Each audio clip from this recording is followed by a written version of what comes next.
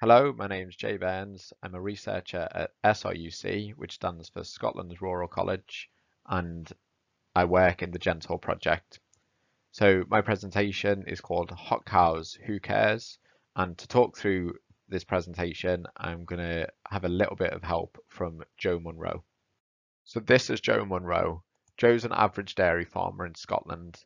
Joe keeps a milking herd of 200 black and white Holstein Friesian cows in southwest Scotland.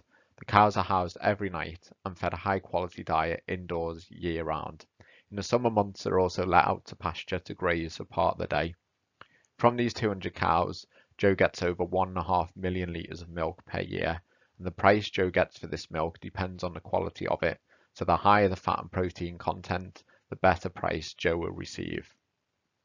Now, as we should all already be aware, including Joe, climate change is one of the most pressing environmental problems facing the world. For example, summer temperatures in Europe in recent decades have been the warmest for at least 2,000 years, and this past decade in particular is the warmest of all. And although we know that cattle will acclimate to a change in climate over time, the speed at which climate is changing may create substantial problems for herds like Joe's, which will have a knock-on effect to society as a whole. In recent years, Joe's cows have already begun to feel some of the effects of heat stress, although it's interesting that some feel the effects more than others. Take Buttercup, for example, in the bottom right. On days when high temperatures and high humidity combine to create heat stress conditions, Buttercup will not produce as much milk. The uncomfortable effects of heat stress will reduce her appetite, meaning she'll consume less feed, and as a result of this, her milk yield will decline, and she may also lose weight. There are also processes at the cellular level that reduce her milk output in response to heat stress. And as well as reducing the quantity of milk output, these cellular processes can also reduce the quality of milk too. For example, dandelion does not produce the same amount of protein in her milk under heat stress conditions compared with normal or thermoneutral conditions. So far we have cows that produce less milk that is of a lower quality. But as Joe knows all too well, that's not all that's important.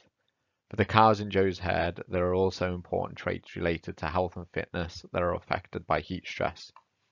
For example, in the case of health, all cows are at risk of developing other infections during their productive lifespan that cause soreness, swelling, and render their milk unfit for consumption until they recover.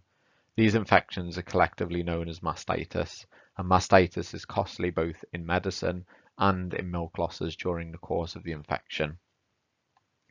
For many of Joe's cows, including Bluebell, the risk of mastitis increases during hot, humid periods, and this may be because vectors of disease like flies increase in numbers during warm and humid periods, or because the milk stored in the udder is at a slightly higher temperature, which can act as a breeding ground for mastitis-causing bacteria. As well as health, there are also consequences of heat stress that affect fertility. Take Daffodil, for example.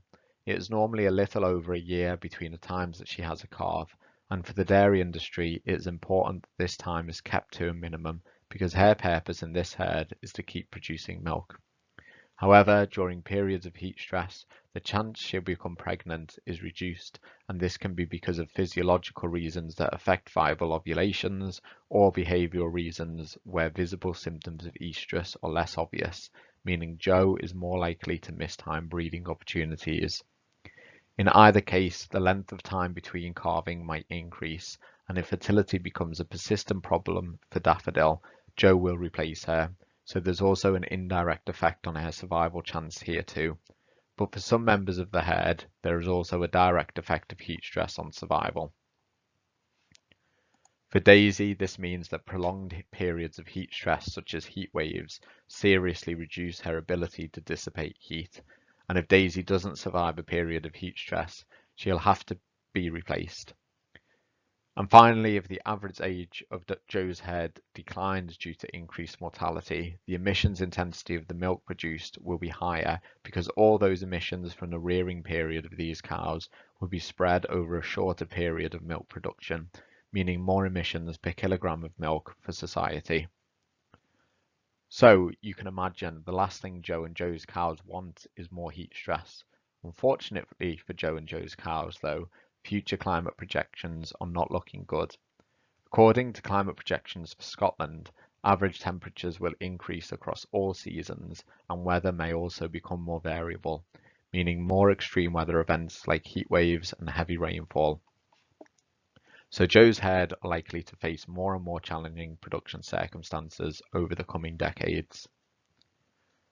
Although many of the risks I've mentioned so far can be quite small, especially for Scotland, where heat stress has not always been considered a major factor for dairy production compared with other areas of the UK and further afield, we still wanted to know how serious the combined consequences of heat stress across all these traits might be on the production and functioning of dairy herds like Joe's in southwest Scotland. So we ran a computer simulation to represent Joe's herd in the changing climate over the next 20 years.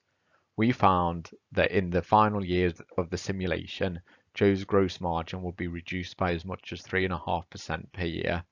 This figure includes losses from milk sales, which in the warmest month of 2040 were over £1,000 for the herd. This is especially serious given that many specialist dairy farms already have negative net margins. Amongst other results, we also found an overall reduction in the average herd life of over 6 months, meaning cows have shorter productive lifespans. Due to these effects and others, in terms of emissions, we found that relative to a scenario with no climate change, emissions intensity would be greater. And in this way, you can see there is a feedback loop where the production of cows creates emissions, which changes the climate, which causes the cows to be less efficient, which creates more emissions per litre of milk, and so on, which is problematic for society. And it isn't just dairy cows that experience this feedback loop. Other research produced by SRUC within the Gentle project has shown direct effects of weather on the productivity of beef cattle. With beef cattle, we found those who lived in more variable environments throughout their lifetime had slower growth. This means lower profits for the beef farmers in more variable environments, but also a higher amount of emissions per kilogram of beef produced. By understanding the impacts of climate change on the efficiency of cattle production, we can design strategies to mitigate some of its direct effects. This might include getting ahead on breeding for more resilient cows, which means adapting herds like Joe's so their cows are more robust to variable weather conditions, or helping farmers with management decisions, such as deciding at what point to make investments on the farm, like better ventilation in the cow sheds or shaded areas outside. So just to recap on the learning outcomes for this presentation, we know from work within Gentor and beyond that adverse and variable weather conditions do affect the health and productivity of cattle, both dairy and beef. We know these effects can be mitigated by breeding and management interventions that promote resilience. And finally, that simulation models like the one described here can help us understand the value of this resilience, which is key to delivering a targeted and proportionate mitigation strategy.